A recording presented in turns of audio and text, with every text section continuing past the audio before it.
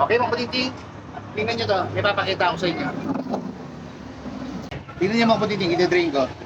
Pero hindi siya masyado sumasama. Pero pag i-drain ko dito, doon pa lang siya sasama. No? Kasi pati itong gumagalaw. Pati ito sinasama niya.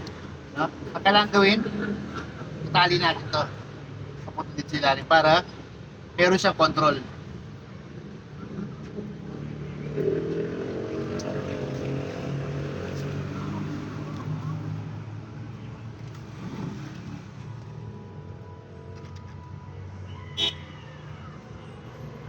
Lagyan natin lang tali dito.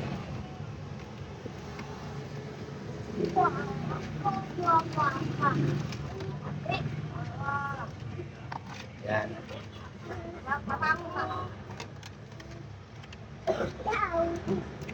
Itatali natin to para hindi siya sumasama pag dinidrain.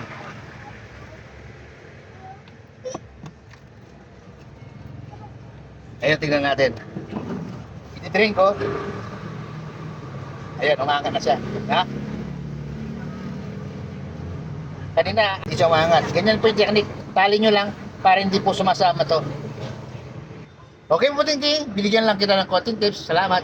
God bless po sa ating lahat.